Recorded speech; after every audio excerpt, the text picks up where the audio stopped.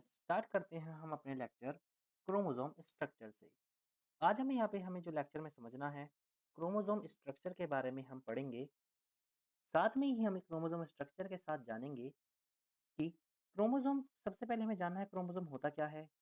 इसके बारे में थोड़ा बेसिक हम जानेंगे और जो हमारे लिए फिर जो रेलिवेंट है, जो एग्ज़ाम में जिससे लगातार क्वेश्चन हमें देखने को मिलते हैं, फिर हम जो है उसे वहाँ पे पढ़ना शुरू करेंगे।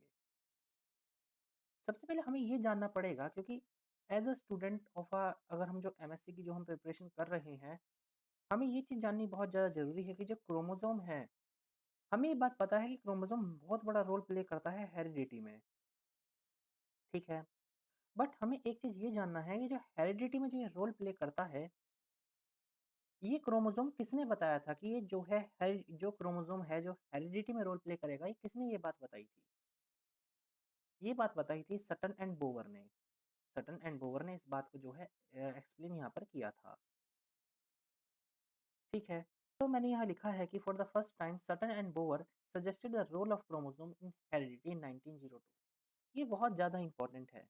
बहुत बार इससे क्वेश्चन आ जाते हैं, बहुत बेसिक से अगर एग्जामिनर को क्वेश्चन बनाने हैं, तो यहाँ से ज़रूर क्वेश्चन पूछता है। अब हमें ये पता होना चाहिए कि क्रोमोसोम होता क्या है? क्रोमोसोम तो हम कहते रहते हैं क्रोमोसोम है, लेकिन क्रोमोसोम है क्या? क्रोमोसोम एक तरीके का एक कंपोनेंट है। किसका कंपोनेंट है? ये न्यूक्लियस के अंदर प्रेज़ेंट रहता है और ये इसका काम क्या है? ये हेरिडिटी में मदद करता है, हेरिडिटी में। ये म्यूटेशन में मदद करता है, यानी म्यूटेशन में मदद ये करता है। आज जो वेरिएशन हमें देखने को मिलती है, ये वेरिएशन में भी मदद यहाँ पे करता है, ठीक है। क्रोमोसोम के नंबर जो होते हैं, वो हमेशा कांस्टेंट रहते हैं। अगर ह्यूमन में जो है हमें 46 क्रोमोसोम देखने को मिलते हैं, तो 46 ही रहेंगे। अगर किसी ह्यूमन में हमें 45 क्रोमोसोम देखने को मिले, तो हमें ये समझना पड़ेगा कि ये किसी न किसी सिंड्रोम से सफ़र कर रहा है। ये चीज़ भी जाननी बहुत ज़्यादा ज़रूरी है। मतलब एक पर्टिकुलर स्पीशीज़ में जो क्रोमोसोम का जो नंबर है, वो हमेशा क्या रहता है? दैट इज़ वो हमेशा कांस्टेंट रहता है। जैसे अगर जितने भी अगर ह्यूमन बीइंग्स हैं, सपोज़ कीजिए एक ही ह्यूमन बीइंग है, एक ये वाला ह्यूमन बीइंग है, एक ये है और एक ये है। ये जो चारों ह्यूमन बीइंग हैं, इनके अंदर जो क्रोमोसोम हमें देखने को मिलेंगे, वो कैसे देखने को मिलेंगे? उनके अंदर सब वो हमें उनके अंदर कांस्टेंट ही देखने को मिलेंगे chromosome number that is 46 as far as the human beings are concerned. अगर इसमें से किसी का भी क्रोमोसोम नंबर 45 हो गया, तो इसका मतलब ये है कि वो किसी न किसी डिसीज़ से सफ़र कर रहा है। इसका मतलब सीधा हमें यही जानने को मिलता है। तो क्रोमोसोम कंपोनेंट है सेल न्यूक्लियस के, जो कि सेल्फ रिप्रोडक्शन में कैपेबल होते हैं। ये क्रोमोसोम बहुत बड़ा रोल प्ले करते हैं किसमें? म्यूटेशन में, वेरिएशन में और हेरिडिटी में। ह्यूमन में हमेशा ये चीज़ जानना बहुत ज़रूरी है कि क्रोमोसोम नंबर जो है कांस्टेंट रहते हैं एक पर्टिकुलर स्पीशीज़ में। मतलब अगर डॉग्स की वैरायटी है, मैं बहुत एक सिंपल एग्ज़ाम्पल ले रहा हूँ, तो सब में एक ही आपको क्रोमोसोम सेम देखने को यहाँ पर मिलेंगे। ये बात यहाँ पर कही गई है। तो हमने यहाँ तक अभी तक क्रोमोसोम के बारे में जाना। अब एक स्टैंडर्ड डेफिनिशन क्रोमोसोम की पढ़ना बहुत ज़्यादा ज़रूरी है। Standard definition. अगर एक स्टैंडर्ड डेफिनेशन के क्रोमोसोम की यहाँ पर बात मैं करूँ, तो स्टैंडर्ड डेफिनेशन क्रोमोसोम की यहाँ पे क्या दी गई है? दैट इज़ क्रोमोसोम जो है एक थ्रेड लाइक स्ट्रक्चर हमें देखने को मिलता है। जैसे कि हमें ये बात पता है कि एक तरीके का थ्रेड लाइक स्ट्रक्चर होता है। सबसे इम्पोर्टेंट और सबसे अच्छी बात हमें यहाँ पर क्या देखने को मिलती है कि जो थ्रेड लाइक स्ट्रक्चर जो हमें देखने को मिलता है, ये किससे बना होता है? ये प्रोटीन से बना हुआ होता है। ये न्यूक्लियस में प्रेज़ेंट है, लोकेशन इसकी न्यूक्लियस है। बहुत कॉमन है ये चीज़, लेकिन बिलीव मी कई बार इससे भी क्वेश्चन जो है पूछे गए हैं। अगर एग्ज़ामिनर को बहुत जो है सिंपल क्वेश्चन अगर पूछने होते हैं, तो वो यहाँ से भी क्वेश्चन को एग्ज़ामिनर पूछ लेता है, ठीक है? फिर हमने ये जाना कि इसके अंदर जेनेटिक मटेरियल प्रेज़ेंट होता है जिसे हम डीएनए कहते हैं, क्रोमोसोम के अंदर। और ये डीएनए क्यों ज़रूरी है? ये डीएनए इसलिए ज़रूरी है क्योंकि ये क्या करता है दैट इज़ ये मदद करता है, किस चीज़ में मदद करता है? ये एक जनरेशन से दूसरी जनरेशन में जनरेशन से दूसरी जनरेशन में क्या ट्रांसफ़र करेगा? दैट इज़ ये ट्रांसफ़र करेगा हेरिडिटी को, यानी करैक्टर को। नॉट ओनली करैक्टर, जैसे कि हमें पता है ये वेरिएशन भी लाएगा, ये म्यूटेशन भी लाएगा। ये चीज़ भी हमने समझने की कोशिश यहाँ पर की है। अब आगे चलते हैं क्रोमोसोम का स्ट्रक्चर, क्योंकि हमारा लेक्चर ही स्ट्रक्चर के ऊपर है, तो हमें स्ट्रक्चर अच्छी तरीके से यहाँ पर समझना ही पड़ेगा। तो क्रोमोसोम के अंदर हमें 8 पार्ट यानी 8 पार्ट्स हमें देखने को मिलते हैं। अब हमारा काम क्या है, हमें हर एक पार्ट को डीप डिटेल में यहाँ पे जानना पड़ेगा। एटलीस्ट इतना हमें पता हो कि कौन सा पार्ट में की इम्पोर्टेंस पर्टिकुलरली क्या है, हमें थोड़ा बहुत उसके बारे में ज़रूर यहाँ पर पता होना चाहिए। ठीक है? अगर हम यहाँ पे बात करें, तो सबसे पहला पार्ट जो हमारा आता है, वो आता है सेंट्रोमेयर का। सेंट्रोमेयर हमारा फर्स्ट पार्ट हमें देखने को मिलता है।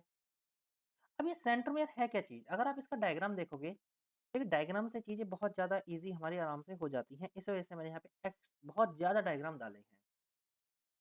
सेंट्रोमेयर एक तरीके की कॉन्स्ट्रिक्शन होती है। आप अगर यहाँ पे देखोगे, तो ये एक तरीके की कॉन्स्ट्रिक्शन है। आप यहाँ पे देखिए इसे। ये एक तरीके की कॉन्स्ट्रिक्शन होती है, जो कि बिल्कुल सेंटर में प्रेज़ेंट होती है। सेंटर में, किसके सेंटर में? दैट इज़ अ क्रोमोसोम के सेंटर में। इसका फंक्शन क्या होता है? ये मदद करती है मूवमेंट में। किसके मूवमेंट में? दैट इज़ आपके डीएनए के, दैट इज़ आपके क्रोमोसोम के मूवमेंट में। ये क्रोमोसोम के मूवमेंट में क्या करती है? बहुत ज़्यादा आपकी मदद करती है। ये चीज़ हमने यहाँ पर जानी है। सो हमने यहाँ पे, मैं आपको फिर बताता हूँ, पहला पार्ट हमने क्या जाना? पहला पार्ट हमने सेंट्रोमेयर पढ़ा है।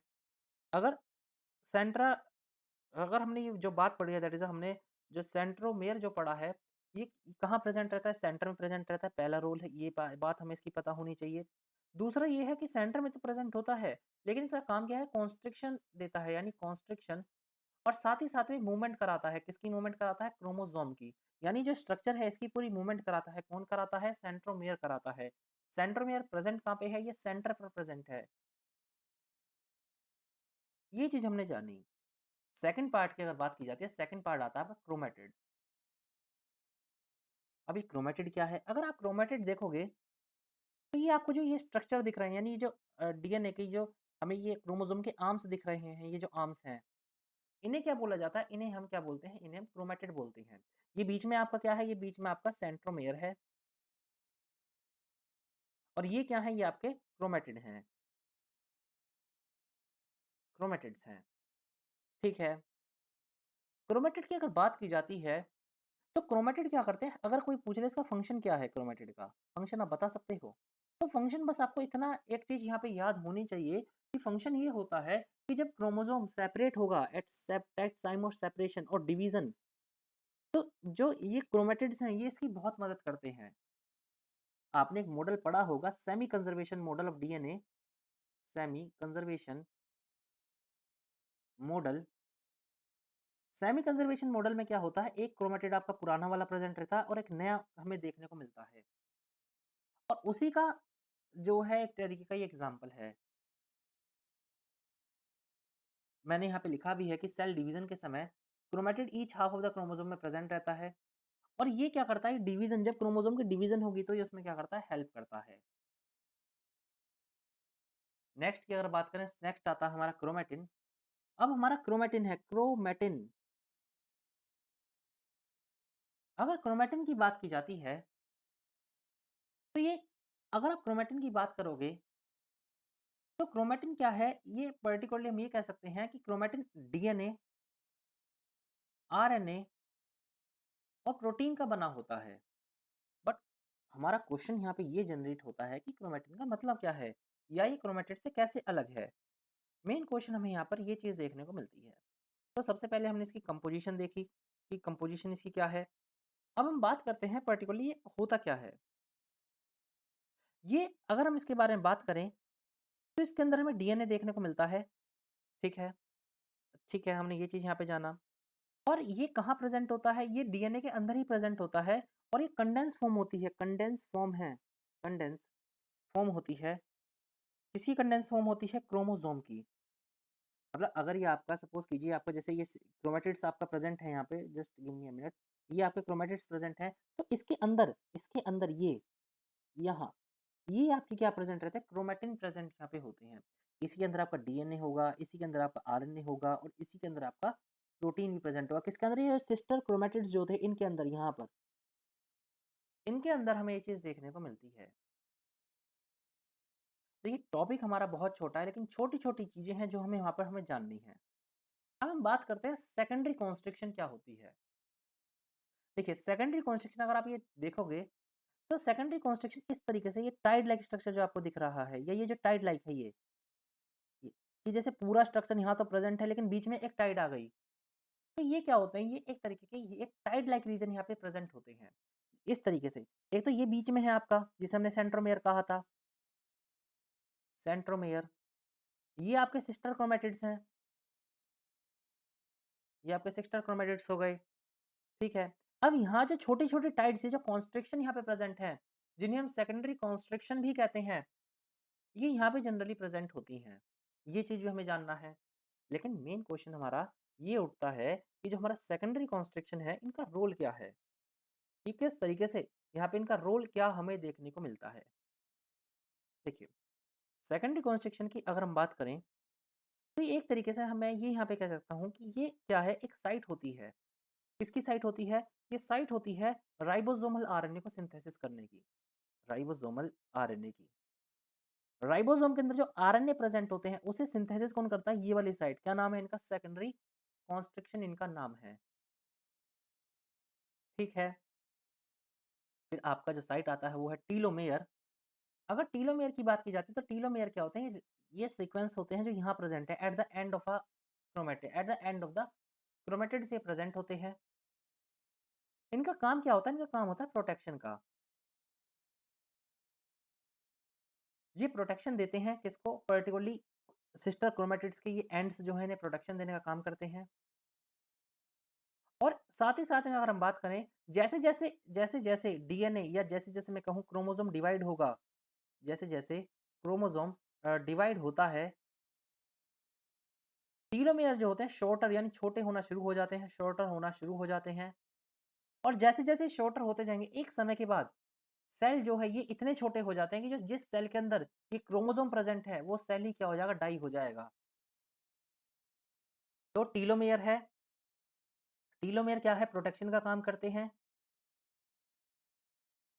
फिर मैंने ये जाना कि टीलोमेयर जो है हमारे, वो छोटे होते चले जाते हैं, शॉर्ट होते जाते हैं, ये हमने जाना। और एक समय के बाद क्या हो जाता है, ये यानी इनकी डेथ यहाँ पर हो जाती है। फिर लास्ट हमारा जो आता है वो है हमारा क्रोमोनेमा।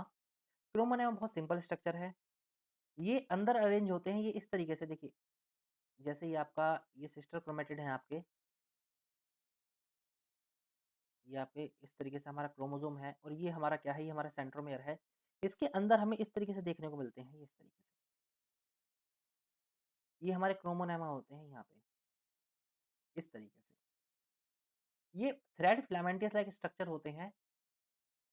और ये इनका काम क्या है, ये साइज को कंट्रोल करते हैं, साइज को कंट्रोल करते हैं, किसके साइज को, क्रोमोसोम के साइज को। एक एक चीज बहुत ज्यादा इंपॉर्टेंट है।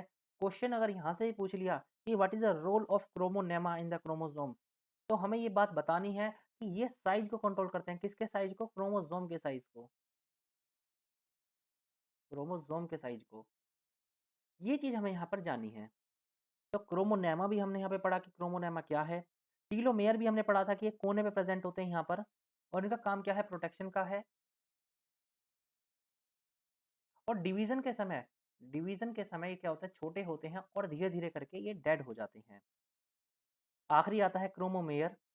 क्रोमोमेयर बीड लाइक स्ट्रक्चर होते हैं। अभी बीड लाइक स्ट्रक्चर का कहने का क्या मतलब है, देखिए ये आपका फिर से आपका जो है सिस्टर क्रोमेटिड है, ठीक है। जस्ट अ मिनट, यहाँ पे आपका जो है ये सेंट्रोमेयर प्रेजेंट है,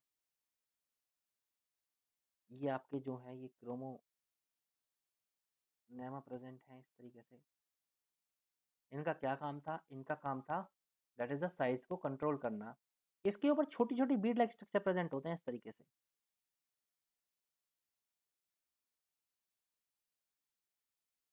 इस तरीके से। यहाँ भी आपको बीड्स दिखेंगे इस तरीके से, इस तरीके से। यहाँ भी आपको बीड्स दिखेंगे इस तरीके से। अभी बीड्स लाइक स्ट्रक्चर करते क्या है, ये जनरली इस तरीके से अरेंज होते हैं, और ये भी कहीं ना कहीं रेगुलेट करते हैं, किसको रेगुलेट करते हैं, ये रेगुलेट करते हैं डिवीजन को, किसकी डिवीजन को, दैट इज द क्रोमोसोम की डिवीजन को। और कब रेगुलेट करेंगे? जब ये पूरा जो जिस सेल के अंदर ये प्रेजेंट है वो डिवाइड हो रहा होगा वो वाला सेल, तब ये उसे रेगुलेट करते हैं। तो यहाँ तक अब हमने क्या जाना? Just take a quick revision. हमने पढ़ा क्रोमोसोम के बारे में।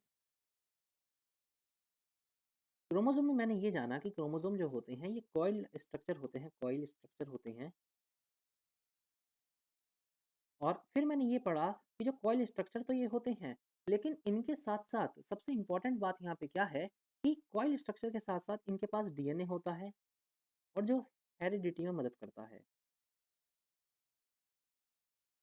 फिर मैंने यहाँ पे ये जाना कि जो ये हेरिडिटी में जब ये मदद करेगा तो फिर होगा क्या यहाँ पे? यहाँ पे सिंपल ये चीज़ होती है कि इसे छोटे इसके कई सारे पार्ट्स होते हैं, जैसे कि क्रोमेटिड हो गया, या मैं आपके सामने एक स्ट्रक्चर ही रिप्रेजेंट यहाँ पे कर देता हूँ।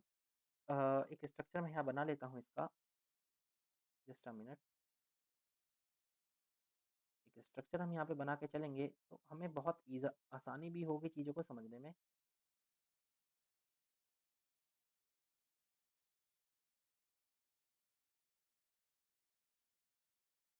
ये इस तरीके का हमारा स्ट्रक्चर प्रेजेंट रहता है।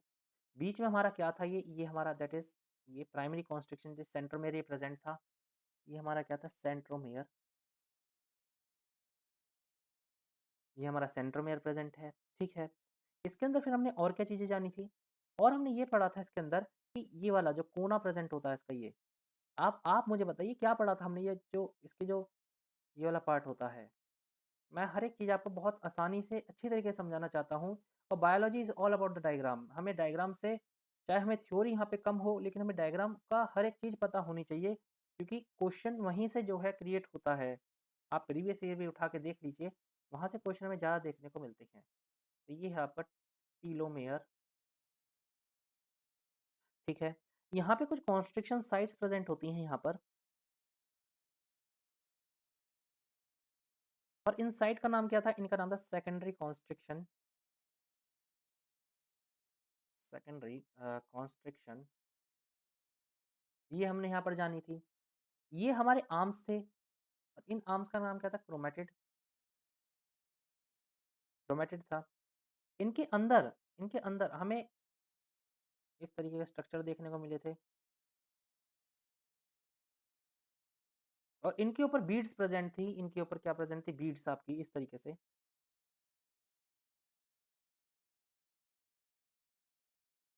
इनके ऊपर हमें बीड्स जो है देखने को मिली थी इस तरीके से, लाइक दैट, इस तरीके से। और इन बीड्स का हमें नाम, हमने यहाँ पे क्या जाना था? जो बीड्स थी इनका नाम यहाँ पे क्या था?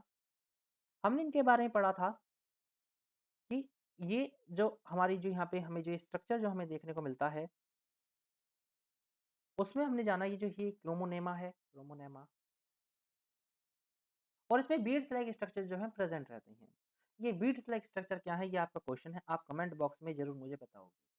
हमने क्रोमोनेमा का रोल पढ़ा था कि इसका का काम क्या होता है? इलोंगेशन कराना। किसकी इलोंगेशन कराना? पर्टिकुलरली द क्रोमोसोम की, क्रोमोसोम की। तो देखिए ये स्ट्रक्चर है, और ये स्ट्रक्चर मेन है जो आपको आना चाहिए। मतलब एक क्रोमोसोम का सिंपल स्ट्रक्चर आपको बनाना जरूर आना चाहिए कि क्रोमोसोम बनता कैसे है, उसके कुछ सिंपल स्ट्रक्चर हमें पता होने चाहिए। एटलीस्ट मैं ये नहीं कहता कि आपको सब कुछ याद हो, लेकिन जहाँ से क्वेश्चन फ्रेम हो सकता है, जैसे टीलोमेयर से क्वेश्चन पहले भी आ चुका है, ये चीज़ आपको पता हो। तो बहुत छोटा है टॉपिक, लेकिन बहुत इंपॉर्टेंट टॉपिक है, और मोस्टली इससे जो है लगातार क्वेश्चन पूछे भी जाते हैं, और बहुत सिंपल है क्वेश्चन भी। तो यहाँ तक हमने चीज़ों को जाना। अपनी नेक्स्ट क्लास में हम चीज़ों को और अच्छी तरीके से आगे लेके चलेंगे। 1 से 2 बार वीडियो को ज़रूर देखिए, अच्छी तरीके से रिवाइज़ कीजिए।